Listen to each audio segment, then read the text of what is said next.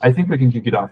So Tanishq is here today with us. I think he has a super interesting story, and that's the reason I brought him here. So he finished his PhD when he was 19 years old. Like, I don't know about you, but when I was 19, I was just enrolling into my bachelor. So he's like fairly fast with his studies. Obviously, that's an understatement of the century.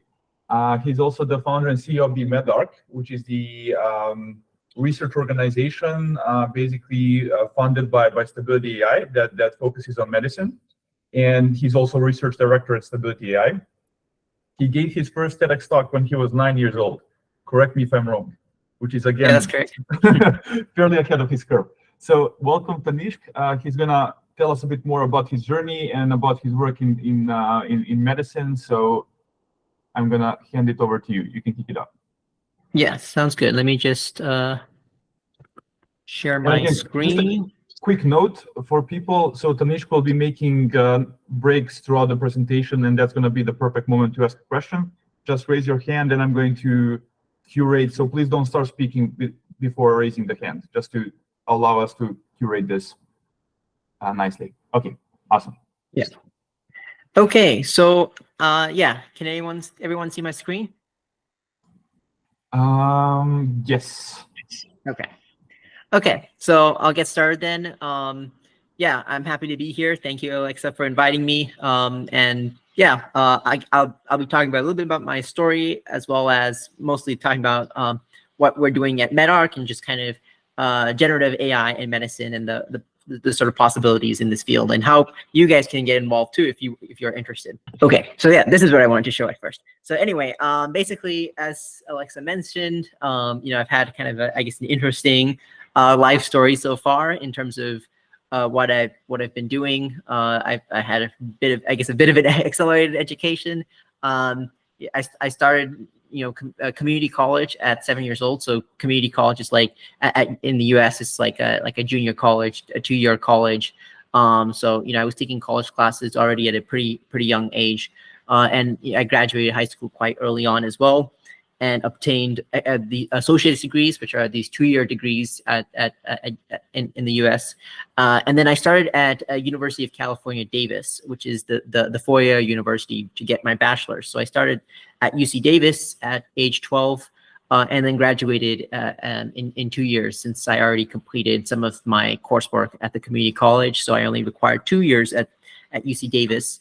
And my major was in biomedical engineering. So my interest was always kind of in the sort of combination of medicine and technology and engineering. So yeah, I actually majored in biomedical engineering for my undergrad degree. And then I continued at UC Davis to do my PhD. And again, my PhD was also in the field of biomedical engineering.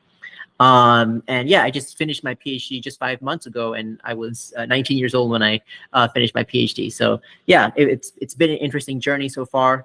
You know, also it's, you know, given me lots of interesting experiences, you know, being invited to various places and you know, being on the news and all these sorts of sorts of experiences as well, which I've been very grateful and lucky to have as well. And also, more importantly, just great to hear how I've been inspiring lots of people with my journey. And yeah, so that's what I'm also excited about, and really enjoy hearing that from people. And then yeah, kind of since this is a, you know, an AI and deep learning audience, I just wanted to talk a little bit about how I got started with deep learning as well. I actually got started with deep learning a while back, back in 2016. So I actually, yeah, I've kind of been interested in the field for a long time, actually. So yeah, I originally took Andrew Ng's machine learning course on Coursera, which was a really nice course. I don't know if it's available anymore, but maybe the videos are still available. But it was a good kind of beginner's course in machine learning. And then, yeah, it was very good kind of learning some of the basic theory and some of the basic methods. But I think the course that really helped me kind of really accelerate my journey in deep learning was the Fast AI course. And so this course I took at the end of 2018, early 2019. And this was a kind of a really helpful course that kind of really changed how, you know, kind of changed the trajectory, I guess, of my life in terms of being able to now focus on deep learning and actually yeah, at that point I was able to participate in Kaggle competitions and was doing well in some of these competitions as well, and also making Kaggle notebooks because I enjoy making lots of educational content. So, I've been, putting together tutorials and things like this on Kaggle, and I was sharing them on Kaggle as well. And yeah, just contributing on Kaggle. And so, yeah, I eventually became a Kaggle Notebooks Grandmaster as well. And so I basically, I was performing these, participating in these competitions. And at that point, I also decided then to shift my focus of my PhD, because my PhD wasn't originally meant to be in deep learning. It was just, deep learning was something I was just interested in on the side, and something I was thinking, oh, maybe I might just incorporate in my research at one point, but not something I originally decided to focus my research on. So in 2019, I actually did switch my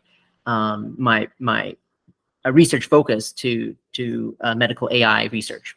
So I joined a lab in August of 2019, focused on pathology and microscopy, and I was focusing on applying AI to these microscopy tools to improve the microscopy tools the lab was developing. And I'll talk a little bit more about that research at the end as well.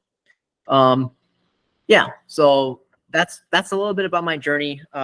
Maybe we can do one or two quick questions about my journey if you want, but more, I guess we can talk more about it also at the end. But if there's any one or two urgent questions about it, I'm happy to take those questions now.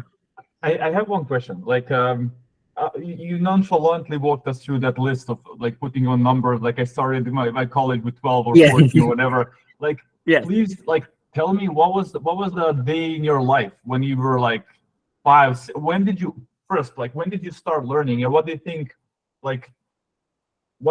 set you on that trajectory? Did you have the parents who already kind of nudged you towards, hey, like, here are these encyclopedias, books, like, why don't you check it out? Or like, what was the environment you were growing up, and what was the day in your life like? How do you accelerate to start your PhD when you're 14? That's kind of super fast. Like, people sometimes maybe accelerate 1 or 2 years, but I don't think I've ever heard about somebody great like having his PhD at 19. Maybe, I don't know. So what's the story?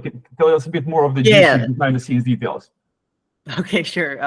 Yeah, I think it was something that my parents realized that I was, I guess, different or kind of advanced very early on. When I was just only a few months old, I was able to already have comprehension of picture books and things like this that I guess at that age most kids aren't able, or most babies aren't able to have that sort of comprehension. So I think my parents figured this out pretty early on and decided to try to support me in whatever way they can. And then I kind of realized it myself, maybe when I was in kindergarten, when I was noticing that I was, reading books at a higher level or doing math at a higher level than most of the other students in the class. And so, yeah, and I guess also in terms of my interests, I've always been interested in science, and I think a part of it is just always been interested in reading, and of course with the internet, there's already so many resources out there that I would just just always searching up things and reading all these different websites and looking for textbooks in libraries and things like this. So yeah, I think it was just always kind of something within me, this sort of passion, this sort of interest that I had. But yeah, I think I certainly did realize fairly early on that I was kind of different in this way, and of course my parents realized even much more earlier than that. Yeah, I think it was a lot of it is because my parents were able to find the resources to support me as well.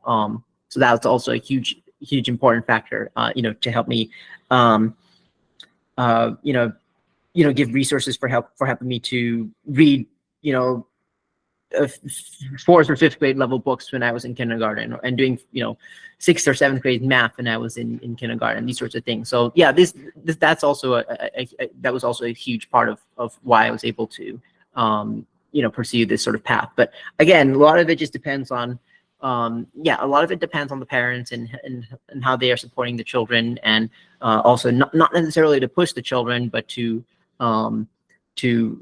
observe what they're interested in and kind of guide them and help them pursue their interests. Just one more quick follow-up question. This is amazing. Like, what would you say, like how many hours per day? You probably didn't think about time back in the day when you were in kindergarten, but what do you think, like how many hours did you spend reading when you were like 5 or 6 or 7? Like what? Yeah. Oh, that's a long time ago. Yeah, I don't know. Yeah, I don't know. It's like, I mean, it's hard to say because it's not like I was only reading. I mean, of course, I was a typical child too, playing around and stuff. So, yeah, I'm not, honestly, so long ago. What is that like?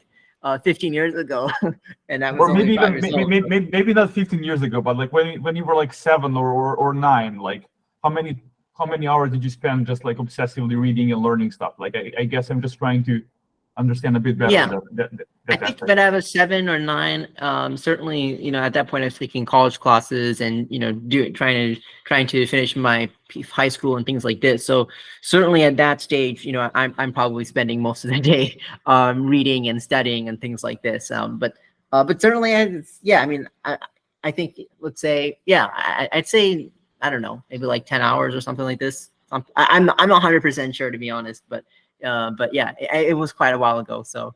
But yeah, yeah. Awesome. But anyway, I do want to point out that if people are interested to learn more, also like there are, I've done many interviews in the past as well, but also like more recently, I did do this podcast with Jeremy Howard, where I talked about my journey, and it was a 4 hour long or 4 or 5 hour long podcast. So if you want all the details, I think that's probably, feel free to check that out as well. And yeah, I went in a lot of detail about my journey as well. So that may be of interest to people here. Awesome. Thanks. We can continue, and I'm gonna share that link with people in the server as well. Yeah. Okay. So yeah, now I just want to talk a little bit about what MedARC is doing, kind of the mission of MedARC, and also the projects that MedARC is working on. And I think just to provide some context, I think it's been clear that there's been a lot of AI progress in the last few years, and especially basically like just in the last year, especially. I mean, we have, of course, Chat GPT with the language models, and then coding models as well with Copilot, and then more importantly, multimodal models as well.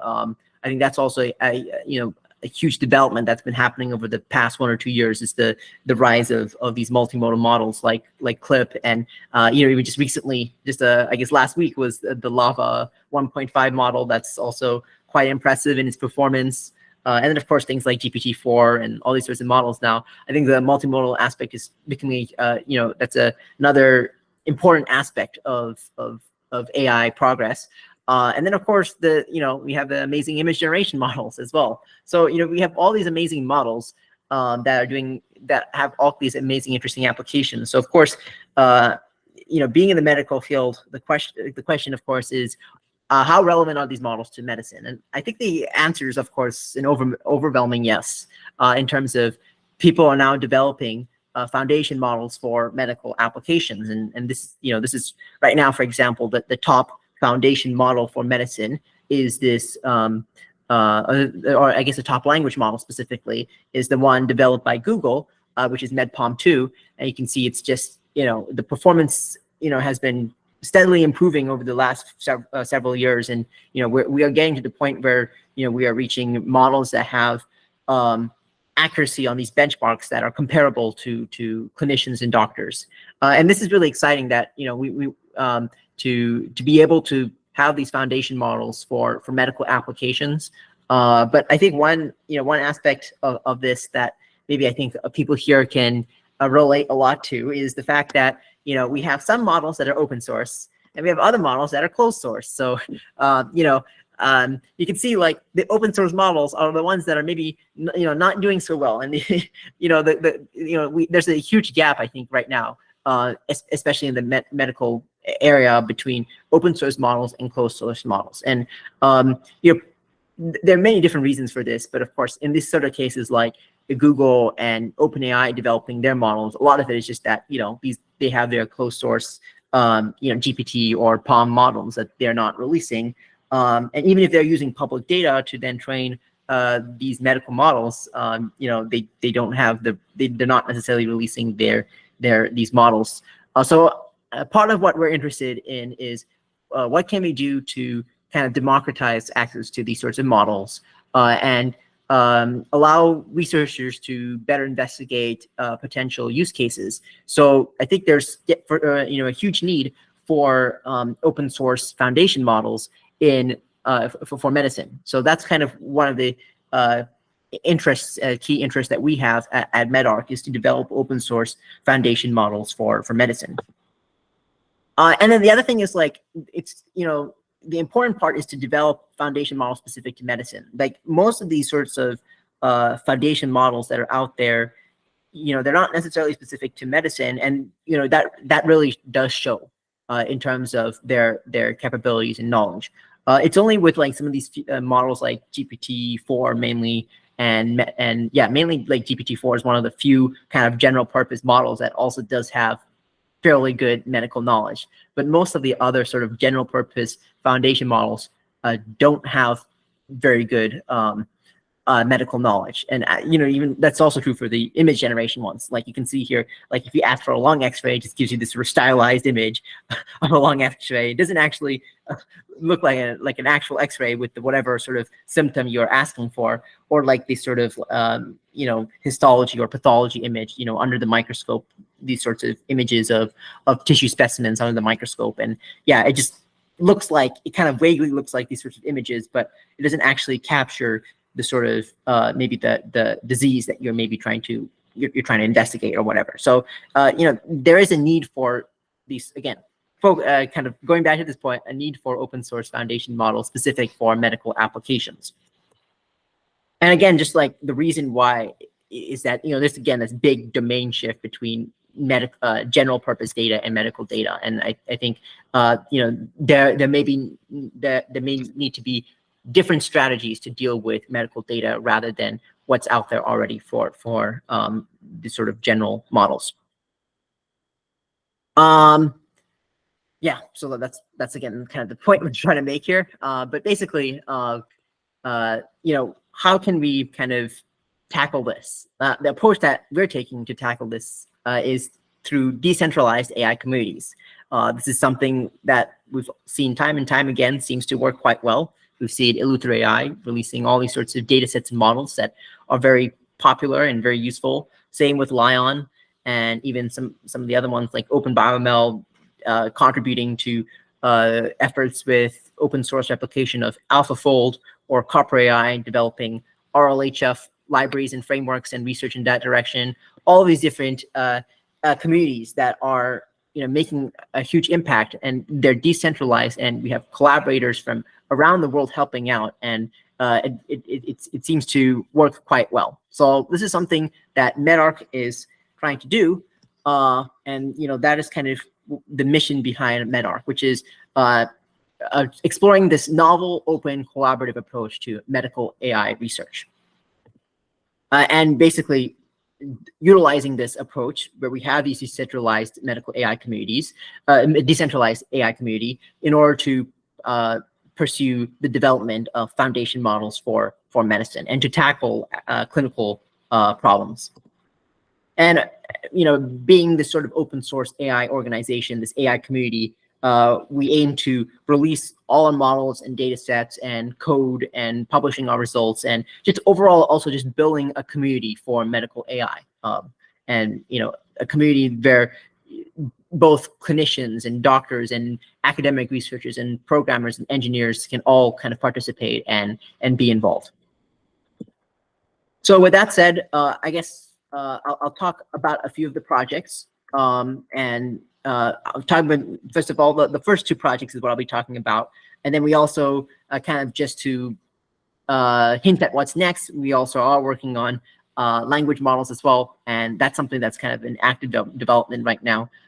So maybe you'll hear about that more in the next couple months. But yeah, I'll talk about the first two projects, and we can also talk a little bit more about it, about language models, as we chat later on as well.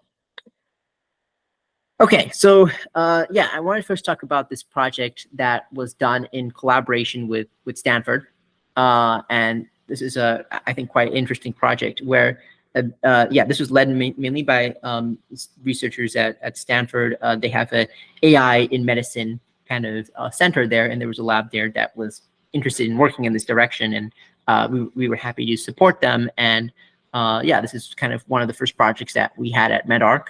And basically, what we did here in this project was fine-tuning stable diffusion on chest X-rays. So I think you may have seen the previous images of stable diffusion generating chest X-rays, and they look nothing like actual chest X-rays.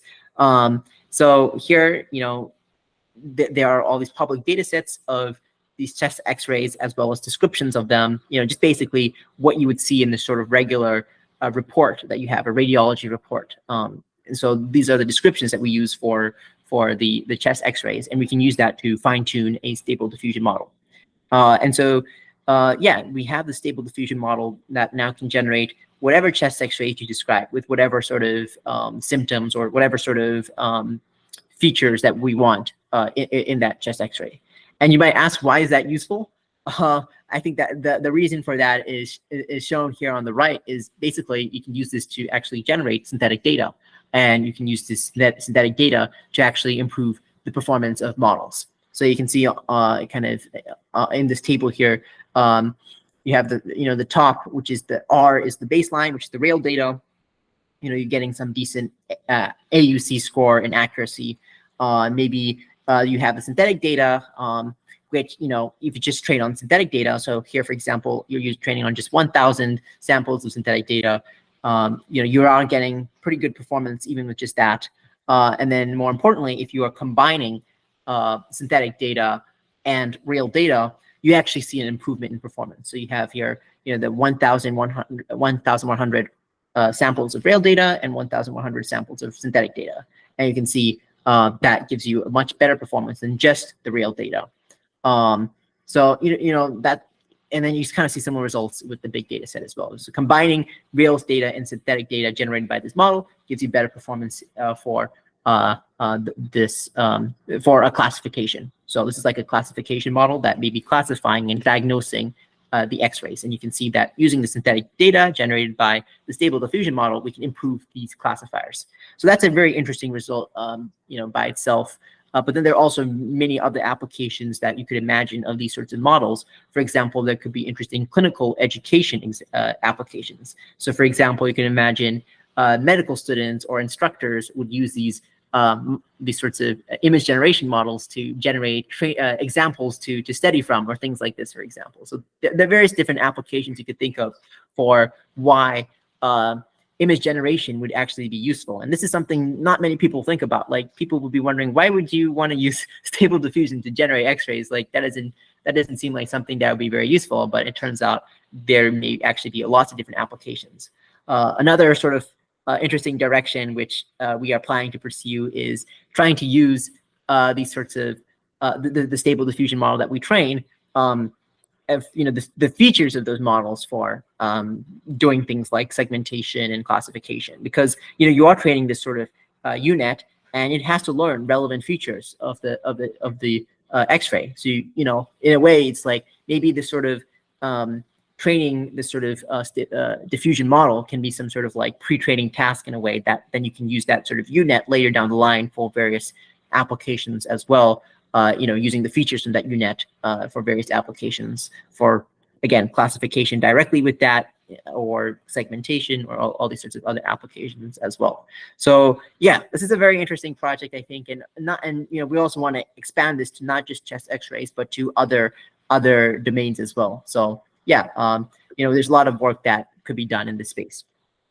I guess, does anyone have any questions about this? Maybe a quick question, because it's just related to this particular slide. Yeah. I see the numbers, I see the accuracy going up when you add synthetic data. I guess the question is, what's the evaluation data set? How do you make sure this is actually translates to actual performance increase as opposed to just hacking the metrics? Yeah, so there are. This is described in the paper more directly, but we have multiple data sets that we're evaluating on, and data sets that were not included in the training of the model that are coming from separate sources. So this is not like just with and then we're seeing similar results with these other data sets as well. So this is a general trend, and it's not yeah, we do have multiple data sets that we are testing. So yeah, because with chest X-rays, there are a few public data sets already out there that come from different sources. There's one from Stanford itself, then there's one from another institution as well. So there are a few data sets though that can be utilized here to train and evaluate these models. But yeah, I don't remember the exact details because it's been a while, but it's there. It's described in the paper for the actual evaluation setup. Awesome, thank you. Yeah, and I assume those images are real images because you said multiple institutions. They're probably not generating synthetic evals. Sorry, what was that? I said probably a trivial observation, but those evals are real images, actual X-ray images, not synthetic data that you're evaluating. Yeah, you mean the accuracy and stuff. Yeah. Yeah. So I'll move on to the next project, which is also really interesting, I think. And this is like one of the main projects that MedARC has been working on for some time, and we've seen a lot of interesting results and progress with this project, which is this MindEye project and this sort of neuroscience direction that we have at MedARC. So basically, for this sort of project, what we have are patients that are looking at images while they are under an MRI machine, and that MRI machine is recording their brain signals, and you have this fMRI brain signal that is being recorded. And fMRI is typically the sort of brain signal that's kind of measuring kind of blood flow in various parts of your brain, actually. So it's really looking at the blood flow, and specifically the blood oxygenation in various parts of your brain, and basically how active different parts of your brain are. So that's what we're measuring. So we have patients that are looking at images, and we're measuring how active different parts of the brain are. And so the task that we have is now, given the signal of the brain activity, that's the fMRI signal, can we predict the image that the patient was actually looking at? That is what we're trying to do here. And so there's a lot of research in this direction already. We're not like the first to do this sort of work, but we have kind of combined various different state-of-the-art techniques in order to achieve state-of-the-art results, and actually results that are quite impressive, I'd say, in my opinion. But basically, the approach that we take, as you can see here, is that we have these fMRI signal, the brain activity signal, that's coming from the visual cortex. That's the part of the brain that is processing, what you're looking at. So we have the signal from the visual cortex, and this is all coming from a data set that has already been created and was made publicly available. And so this was already a data set that is actually publicly available. And it's actually really nice. The neuroscience community also has a sort of open science kind of mentality, or I guess approach to doing things as well. So that it's very easy for us to also kind of participate in this sort of research because of that approach as well. So luckily, this data set was available publicly, and we're able to work with this data set. And basically, we do have these fMRI signal that we have, and then of course the corresponding images. And you can see here, we have the fMRI signal. It's technically a 3D signal, so it's actually like you're looking at voxels. It's not like it's actually like a kind of a 3D kind of area of the brain that we're looking at. But for simplicity, what we do is we just kind of ignore the sort of three-dimensional component and just flatten everything into a single array. And you can see it's like an array of 15,000 elements, and that's the fMRI signal that we have. And then what we do is we have a sort of simple multi-layer perceptron, and we have kind of various tasks here. So basically, we'll focus on the first task, which is kind of the more interesting one, which is reconstruction.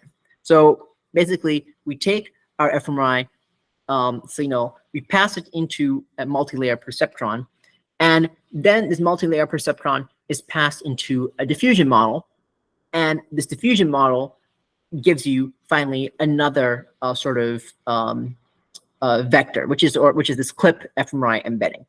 And basically, this clip fMRI embedding is basically supposed to be a prediction of what the clip image embedding looks like, the image, the embedding of the image that the patient was looking at. So that is what we are training against. So you can see here on the left side, we have this image that's being passed into clip, and we get the clip image embedding, and as you have an MSE loss between the clip image embedding and the clip fMRI image embedding that is predicted from eventually that's actually predicted from the fMRI signal.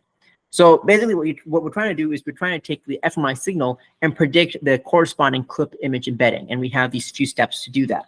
And then the idea is that once you have a predicted clip image embedding, we can pass this into an image generation model. And we can use that to get a reconstruction. So that's what we do at the end. We pass it into this versatile diffusion model. And this is like an existing pre-trained image generation model. And we pass it into versatile diffusion and get a reconstruction. So that's what we do there. So that's the reconstruction pipeline. But another interesting pipeline, which actually not many people have really studied very well, is a retrieval pipeline. And with the retrieval pipeline, the idea is instead of trying to reconstruct an image, you're actually trying to retrieve an image from a database of images and retrieve the image that is most similar and that you think would correspond to that fMRI signal in this case. And so here we actually need a different pipeline. Apparently, what we've observed is there's a trade-off in the performance of reconstruction and retrieval. So we actually need a separate pipeline to do a retrieval and to do that well. And that pipeline utilizes a contrastive learning approach. And we have a contrastive learning approach in order to train that model in order to do retrieval. So that's how we perform reconstruction and retrieval.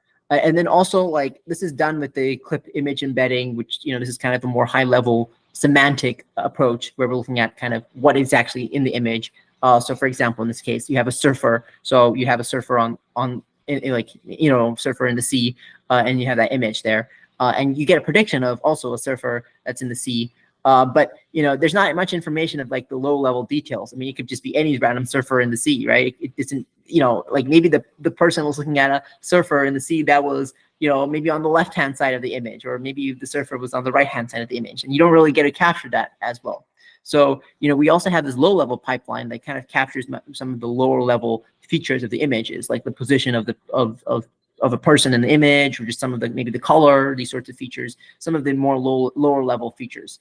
And basically, the idea here is we just directly predict a stable diffusion autoencoder latent, and then we just pass that into the stable diffusion and get kind of a low-level reconstruction. And that's not going to be a very accurate reconstruction, but we can use that for doing image-to-image, and then we can get with our other model and get the reconstruction that now maybe has more information about the low-level features. Okay, that was a bit complicated. So I wanted to ask if there are any questions about this, and then I'll go over the results. I have a ton of questions. Yes, for sure. First, a quick one, and then Luca can take it. First of all, are you using, when you say fMRI, are you using just a visual cortex? Do you actually segment that 3D region of visual cortex, or do you focus on the whole brain? Because probably the rest of the brain will not be as indicative of what's going on in the brain as I guess visual cortex, or I might be wrong, but do you do something like that? You're right. No, yeah, it's right. Yeah, we do only use the data from the visual cortex, and actually this data set already provided it segmented in terms of they already had kind of the visual cortex subset, so we could easily just use that, and that's what we used here. Okay, and just a quick follow-up on my side as well is, other than the fMRI modality, like, is there any other cheaper modality or something that could be much more easily available than fMRI? Because I don't know about fMRI, but I've done an MR scan fairly recently, and I know it's very complicated. The devices are very expensive. Yes. It's a very slow procedure. So, like, yes. Is there any experimentation with like electrodes or something, like maybe even Neuralink or potential collaboration with those guys or something? Like, I'm just throwing ideas at this point. Right. Yeah, for sure. Yeah. Yeah, fMRI, like you said, it is it's pretty expensive. It's very bulky. It's not the most ideal kind of machine if you wanted to do like a brain-computer interface, for example. And in fact, in this study specifically, the data set that we're using actually uses an fMRI machine that's actually much more powerful than what you would typically have in regular environments and regular clinics and things like this. Actually, basically you have the magnet. And typically you would have, for example, a 1.5 Tesla or a 3 Tesla magnet, and this one uses a 7 Tesla magnet. So that's a much more powerful magnet, and that means it's much more bulky and much more expensive than typical MRI machines as well. But that actually gives you better signal when you have a more powerful magnet. But all that said, the thing is with fMRI, like, it would be ideal if we could use something like EEG or some other modalities. The nice thing about fMRI is that it's still non-invasive. So like Neuralink is invasive, for example. You actually have to put electrodes in your actual brain in order to use Neuralink. So that's like, it's invasive. Like it'll give you good signal, but it's invasive. Whereas fMRI maybe not give you as good of a signal, but it's also not invasive. Then the other thing is like EEG, that's non-invasive. You just put the electrodes on your head. But the problem is that you don't get very good signal. Your signal it has a kind of, a very low spatial resolution. So you cannot like resolve, kind of spatially, more close, like more fine-grained features of the visual cortex. You're just looking kind of just generally, oh, this is the visual cortex. That's kind of, you're not going to get much information from EEG. So that's kind of the main issue with something like EEG. There are like alternative approaches that people are investigating, like fNIRS and some other sort of modalities as well. I'm not like an expert in this field, but this is mine. I mean, I know there are a few other couple methods that are kind of still more in active development, and so this is something that would certainly be an interesting future direction. But yeah, I think for now, like fMRI seems to be a pretty good kind of area to do research with, and because the data sets are out there, and there's a lot of research going on in this field. And the hope is that lots of the methods and the methodology would remain fairly similar, and that you would just only have to have the data sets for other methods. So I think the methodologies would remain quite similar, to be honest. But yeah, I think that it's a good question, and ideally, yeah, we would have like a nice sort of maybe even something that's portable and cheap, and yeah, that would be nice. But yeah, it's that's more of, I guess, an engineering and neuroscience problem. Awesome. Thanks for the answer, Luca. You have one question as well.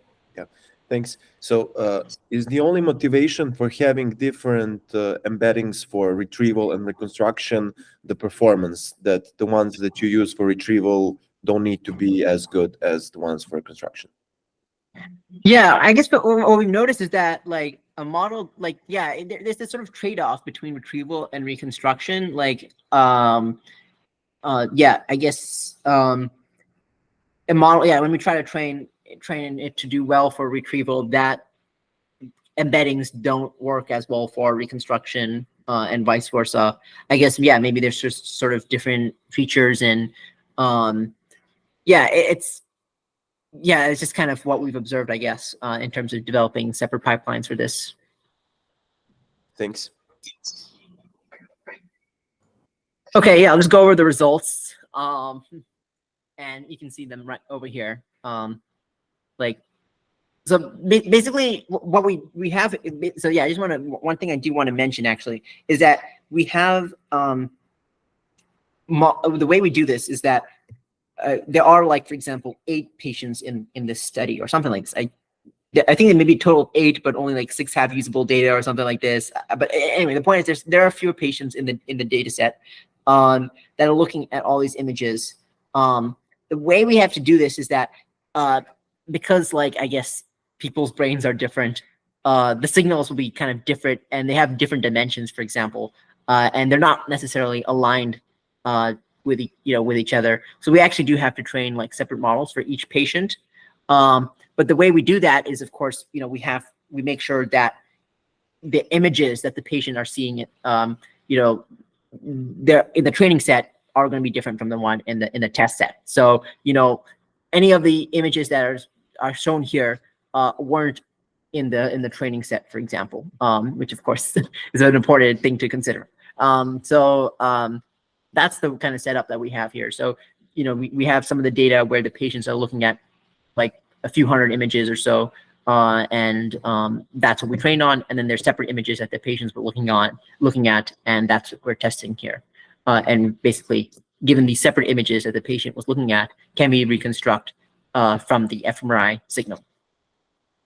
And you can see that it works quite well. You can see the seen image, that's the ground truth, and the reconstruction from the fMRI signal. And I think you can see, like, with the bare how actually the position of the bear kind of remains similar. Similarly, the sort of organization in the sort of picture of, I guess, a market or whatever, that also kind of seems similar. Or again, this bus, similar sort of color and position, and yeah, it's very similar to the original image, actually. Yeah, I think it's quite startling how good, you know, these images are. I think you can get a clear idea of what the image is portraying, and that matches well with what the original image looked like. And this is just from the fMRI signal. And, you know, again, this fMRI signal is only like 15,000. It's an array. It's like a vector of 15,000 length. So it's actually not that much information, actually. But, you know, we're able to utilize this to get good reconstructions. This one is, I think, again, to show really the difference. It's comparing our method with existing methods out there. So you can again see, you know, these existing methods, our method compared to other ones, like the surfer. You know, you get the position kind of similar. You actually see a surfer in ours that's there. Maybe in this one, you can, in the other 2023 paper, you can kind of see it. You see the surfer as well, but then in the 2022 one, you don't actually see it. You have this food here, and then you can see you also have in MindEye, we have also food as well, kind of a similar sort of shape. And the other ones, yeah, doesn't look as similar. And then again, like, I think just overall, you can kind of see like the similarity. Like this bus one, I think is quite good. You can see this sort of double-decker red bus, and that's what the patient was seeing. And MindEye also gives a similar sort of double-decker red bus, while the other methods don't give anything close to that. So yeah, I think this kind of shows like, yeah, like we're getting like really interesting and impressive performance here with our method, and it was much better than all the existing methods at the time. And then also we have this retrieval approach, which is also really interesting because, you know, I think this one is actually really interesting with this zebra example, because the data set had lots of zebras in it. So, you know, you have all these different zebras that we have. Basically, it's like a COCO data set, or what? Yeah, I think it's like the COCO data set that we have. And so, you know, we're not training on these zebra images or anything like this for this patient. But then, you know, we have the zebra image in the test set. We take the fMRI signal, and we get the clip embedding, and we compare it to all the images, and the one with the highest cosine similarity is actually the exact zebra image that the patient was looking at. So, like, I think it's like pretty impressive. It's not like we're able to capture not just like, oh, it's a zebra, but actually the details of that zebra, that we're able to then find the exact zebra image that the patient was looking at if you were giving a collection of zebra images. So I think that's actually quite impressive. And I mean, you can see that here with like, it's like it does this with 93.2% accuracy, and you know, it's like pretty impressive that it's able to do this quite well. And then the other thing is like, you could do this with a larger database like the Lion 5B database if you wanted to. And like, you could treat this as another approach of doing the sort of reconstruction, is you just have a very large database and you just get images that are similar.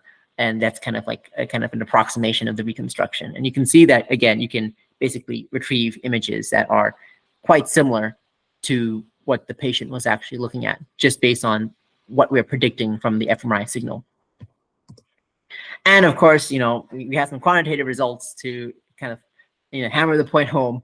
You know, we're basically getting state-of-the-art results over all the benchmarks, pretty much. Yeah, we have the low-level features and high-level features. So low-level things are things like actually just comparing the pixels directly, and you know, actually seeing which one has the closest pixels. And of course, you can imagine that's not going to be that close, but like the fact is that we do have this low-level pipeline, so that actually does help with this actually, because we do have this low-level pipeline that we're actually able to kind of align the images more closely to what the patient was actually looking at, even at this sort of low level. Yeah, at this low level. Yeah, but overall, yeah, we're getting really good results. Again, highlighting the sort of retrieval results, that we're able to just retrieve these images with such high accuracy. If you compare it to existing methods, first of all, not many other papers examine this sort of approach. while ours is like one of the few papers that actually look at this carefully. Like basically one of the paper was, I think, this Lin et al. And then the other one, this Ozlek paper, we actually replicated this ourselves. We actually did this ourselves. We used their code and their models to do this instead of, they didn't put it in the paper. These are results that we actually determined for their method. But anyway, the point, just to highlight is that it's significantly better than all these other two methods on retrieval, and it's like it's not above 90%, whereas none of the other ones were even close. So yeah, I think we're really excited by this work and what we can do with this sort of fMRI image reconstruction, and then also more importantly, yeah, we have lots of other projects going on in the space, and also examining, like I guess folks were asking about these other modalities as well, EEG and FNIRS and whatever other ones. This is something that we do want to eventually examine and research as well. And then of course, yeah, looking at other modalities to predict, like for example, text, audio, all these other modalities, video, and reconstructing those as well. So there's lots of opportunity to do interesting work here. The idea is that we're trying to now focus on developing, a better MindEye. We're working on MindEye v2. So that's something that we're kind of actively developing right now. And also we're actively developing a foundation model for fMRI data. So there's lots of fMRI data out there publicly, and we want to just train like this huge foundation model, self-supervised model on all the fMRI data, and utilize that as kind of a base for whatever future work we want to do with fMRI, these sorts of fMRI reconstruction projects. So that's kind of what we're working on right now. We have a neuroimaging lab, or neuroimaging group within MedARC, and so that's something, if people are interested, they're happy to. Yeah, it'd be great if they could contribute. So that's what we have on this. Are there any other questions about MindEye? Yeah, we have one more in the chat. Kevin asked, let me just see, can you outline potential applications? And I'm going to just add a follow-up question on my side, like how do you make sure this is not used for some problematic applications, let's say by intelligence agencies or whatnot? Like there is obviously a lot of potential for misuse or So a few things about that. Basically, first of all, we're doing fMRI, right? So this is like something like, it's, I guess you'd have to be, kind of like, you'd have to be forced if I don't know, people are going into this machine that they have to be in the machine, they have to stay still in that machine for quite some time to record the data. They have to be, thinking about something for some, specific amount of time or whatever.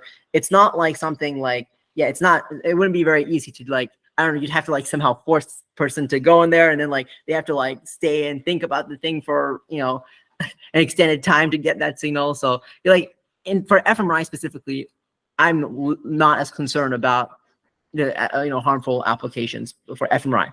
But then I think when we do get to things like more portable machines, like things like EEG or more like FNIRS and some of these other modalities, then there can be concerns about how this is used. And of course, certainly on our end, we're more focused on the sort of medical and clinical applications, and that's what we are trying to use this and examine this for, in terms of applications like I guess before I even talk about the applications, one thing I do want to mention is like right now we're not even testing if we can like get thoughts directly from a person.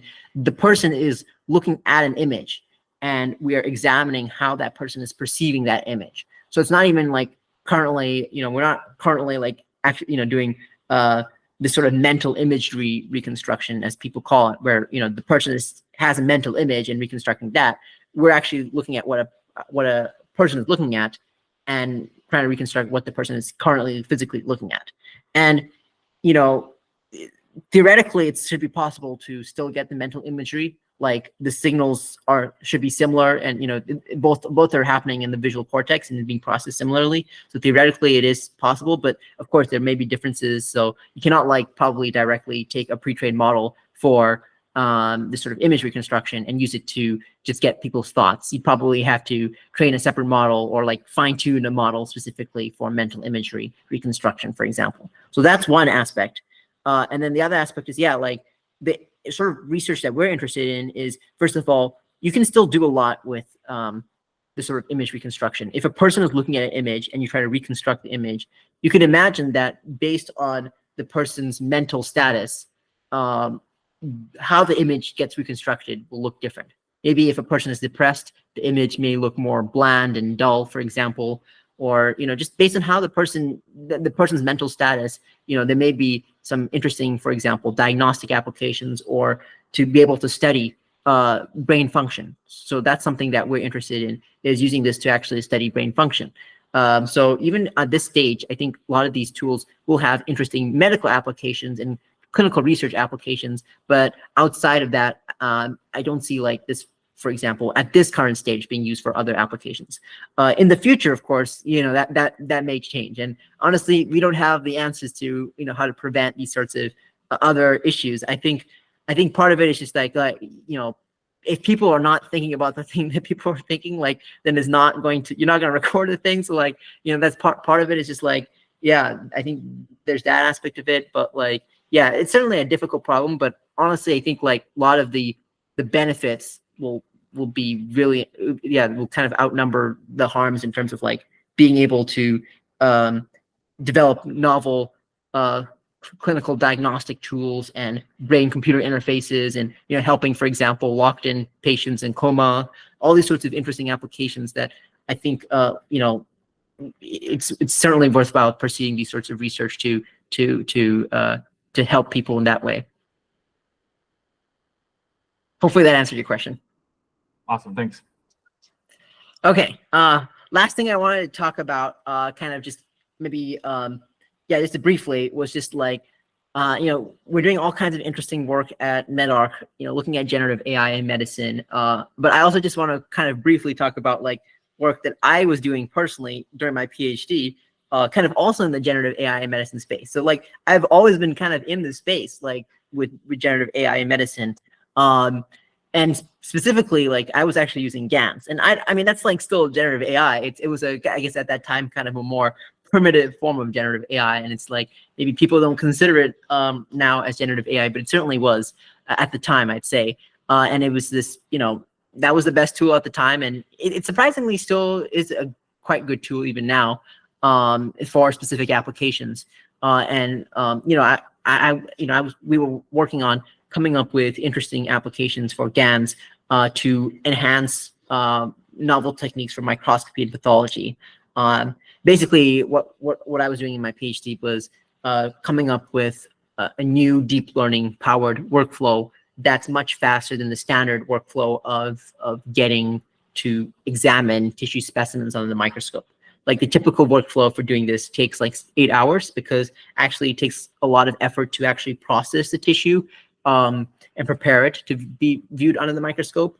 And so all those steps can take quite some time. So it actually takes you know, like, it can take overnight basically to do all this stuff, and before you can actually view it, which, you know, can be difficult for some scenarios. You know, when you may need more urgent feedback on the patient's status.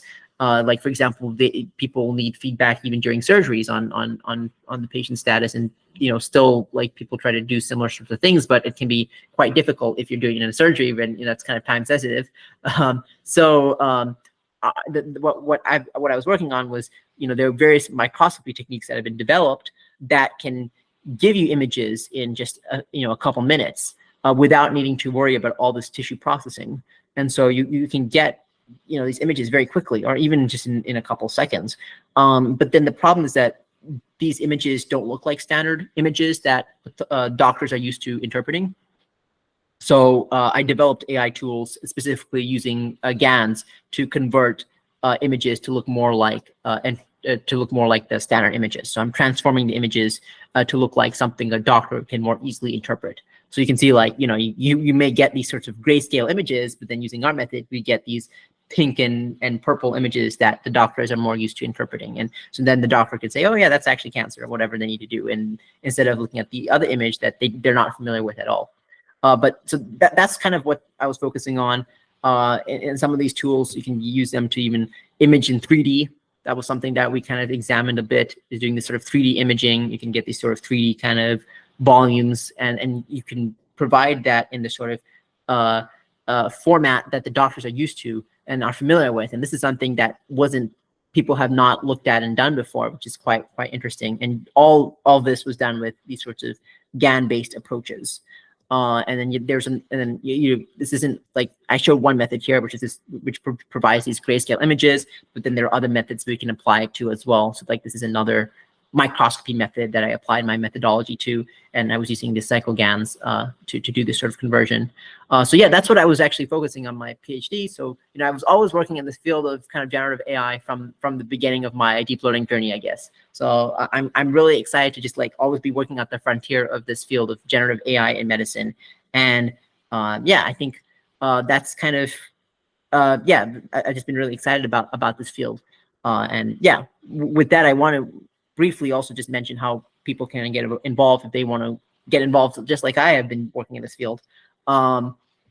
Basically, we do have a Discord, and this is the best way to get involved, is to contribute on Discord. So I guess maybe we can put an invite in the server, and people can join. And there are a few projects that are ongoing. Most of the active projects right now are with the sort of neuroscience projects. So if that's what you're really interested in, then this is a great time to get involved with that. But also, if there are projects that you are interested in, feel free to propose some projects, and we may, for example, be able to provide compute if that's something we want to pursue. So this is something that may also be of interest to folks. And also, like, yeah, if you have like data sets or clinical data sets and stuff like this, maybe you are working in a lab doing medical AI research or something like this, yeah, feel free to talk to us. And again, we may be able to provide compute to support this. So yeah, there's lots of great ways of getting involved. Lastly, I just want to thank a few folks who have been working on these projects, leading these projects, or providing help and advice and feedback. And yeah, I just wanted to say thank you to these folks. And yeah, I just want to, I guess, yeah, if you have any more questions, I guess this is the time. Yeah, hopefully it's not too long. I know it's been like, I guess, almost an hour now. So I guess maybe went a little bit longer than I expected. No, we started 10 minutes later, so this is right on time. Awesome, okay. Awesome. This was really inspiring. I'm sure that people who have interest in this field will be very excited to reach out and join your Discord as well. Yeah. One question, because you mentioned open sourcing models and data sets, and we are talking about medicine here, and we all know that regulation, privacy, all of that is the thing that's mainly the main bottleneck. I can probably argue for why this field is not progressing that fast. And so, how do you go about some of those issues? How do you open source something that's potentially, I don't know, like problematic in that respect? Yeah, good question. Yeah, so basically, for like the MindEye stuff, because this was all with open source data sets, we were able to open source it, no problem. That's not an issue. With this other project here, actually, that one of the data sets was not like technically open source. Basically, it's like a public data set, but basically you have to like sign an agreement and complete some training and stuff like this. And so it's like basically public to any academic researchers who go through this. And then so when in order to open source it, basically we just ask people to provide their signed agreement. And then if they have the signed agreement, then we would provide the model to them. So that was something that like, so some of these data sets are open, but you have to like go through some hoops to get access to that data. And so if that's the case, we're still able to provide the model. So basically, the kind of the way we do this is, basically like it's based on what the data set that we are training on is kind of what the main factor is for open sourcing it. And the data sets, are coming from, these healthcare institutions, from hospitals or medical centers and things like this, and they will have these sorts of strict rules in terms of what data sets can be released and what cannot. And oftentimes it's like the situation is typically the data set has to be de-identified. There should be no like identifying patient information in there in order for it to be released and all these things. So it depends on the data set, and some data sets, they go through all these processes. The people who are preparing the data set will go through all the processes in order to make sure they can publicly release it.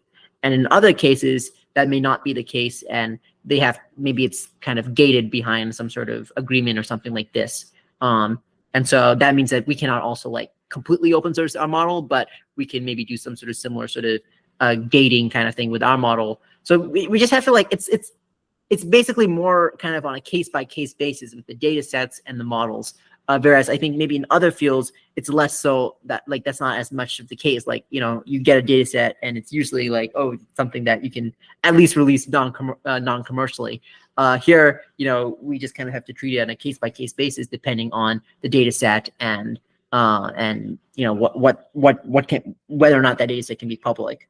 And then, yeah, I mean, we do eventually want to even get access to private data sets. And then, yeah, when we do have private data sets, like some of that work just cannot be open sourced, but we still would release all the code and and we would still, of course, publish the work. So, you know, the idea is like everything should have some sort of like public artifact. So, you know, of course, ideally it would be the model and the data set, but if that's not available, we would still be able to provide the code and the results of our work is kind of, yeah, that's kind of the way we kind of think about it and structure it.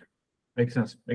I'm just thinking like some of these fields are like historically more conservative, and medicine is definitely one of them. Like just when it comes to regulations, yeah. But like thinking from the first principles, like why, like for example, for this chest X-ray, like what's the actual concern? Like, can you actually infer the identity of the person through these chest X-rays? And like, so I'm just thinking like, what's the actual concern in particular for this particular image, chest X-ray, for open sourcing such a data set? Like, what's the concern?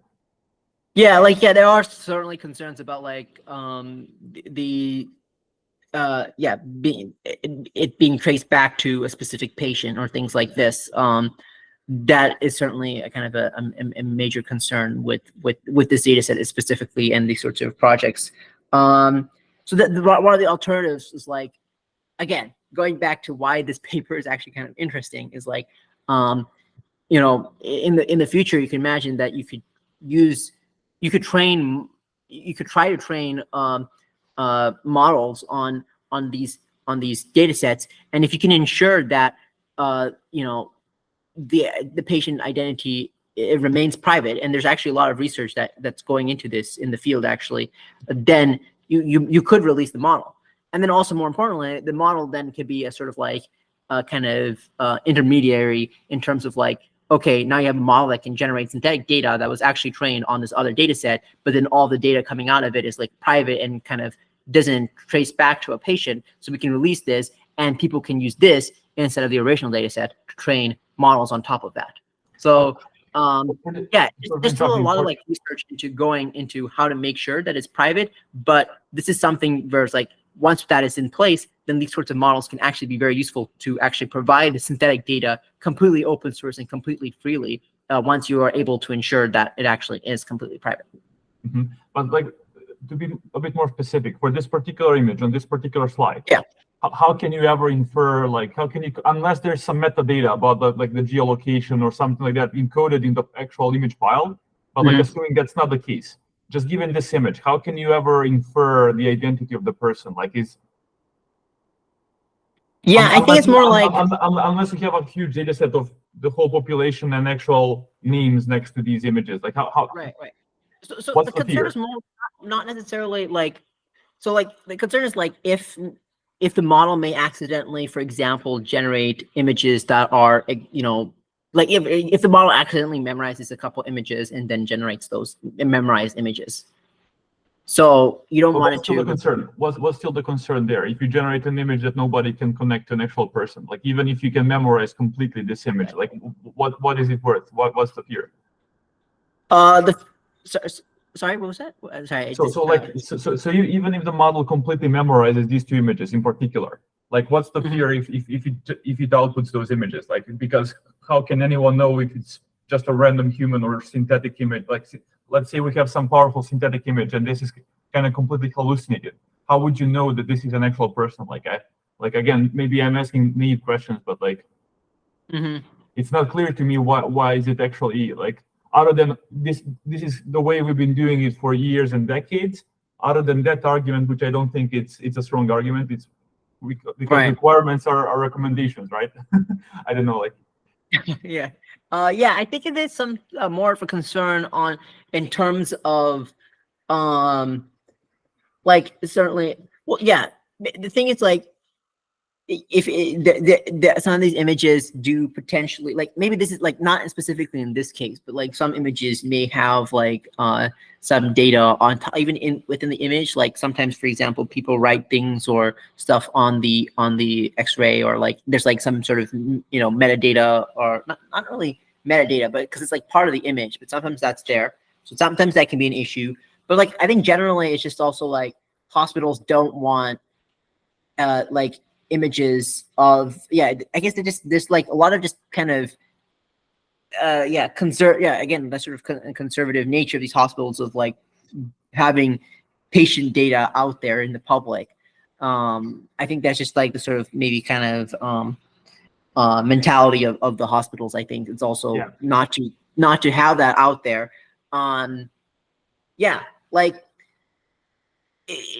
I understand. The thing is, like, I think it's just like there are maybe a few rare cases where this may be where you could actually get the information of the patient from the image, right?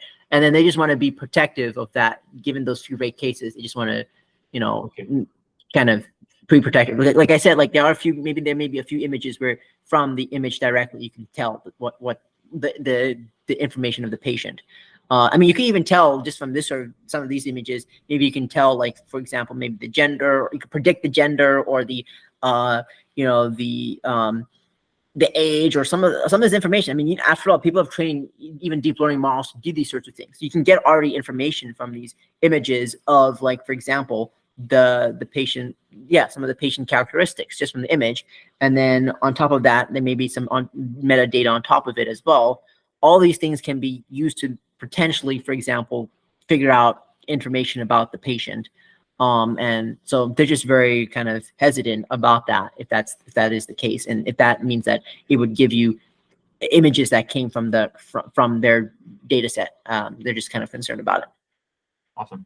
Okay. It's a very hard field to work with. That is true. And so, we try to work with the public data sets as much as possible, but that also does provide its own limitations. But yeah, it is difficult. So thanks, Tanishq. One more quick question from Novak. What is the smallest amount of data needed to fine-tune MindEye for a specific person, or train? Because you said you're training from scratch for every new person, I guess. Yeah. So yeah, we have experiments for this, but they're not in the paper. Wait, or maybe they are in the paper, actually. They may actually be in the latest version of the paper, for maybe because we did do revisions, and I think this was actually a question that we had. So let me see. If you check the paper, I think it might be there, and that we just put up a few days ago. Let me just quickly check what I think it was a table at the end. Let me check here. So performance with various data set sizes. So like even if we train with like we have an example here. It's in the appendix. Oh yeah, I guess I can share my screen maybe. Share my screen here. I assume it's a single session probably, and you can just extract so many 3D snapshots, I don't know if you can from a session. See the session. So here, for example, we have half data. You can still get decent performance. So yeah, basically this is from subject 1. And so the subject went through multiple sessions and looking at even like the same image multiple times, for example. All of that would be in all the data. And then we can cut the data in half. We still get like fairly decent performance. Even if you only do 2 sessions, so that's only 500 training image examples. But that gives you a total of 1,500 fMRI examples, because actually there are 3 repetitions per image. So you are recording for a given image, you record, the patient looks at that image 3 times, and we're recording the fMRI signal for each of that time. So we have 1,500 training samples, and that's just that you can still get like not terrible results actually, but they won't be as, of course, amazing quality as what we see here. I think we have some more experiments too, which may go into like a follow-up in the MindEye V2 paper about this. But there are some more experiments that we have in terms of varying data set size, and also like masking out data, like masking out fMRI signals, these sorts of experiments. They will be, I think, in the MindEye V2 paper probably. So yeah, when that gets released, you should check that out and see. Awesome. Or maybe you can come to the server and just tell us a bit more about it as well. Sure. Yeah, I'm happy to do that. Yeah. Awesome, Tanishq. I really enjoyed your presentation, and I'm definitely gonna check out the video you made with Jeremy.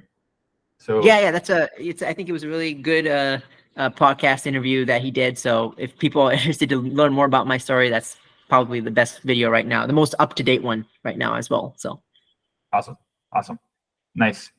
Okay, guys, I think that's it for today. Tanishq, if you have some time, maybe people have some more questions. I'm happy to stick around for a bit if you want.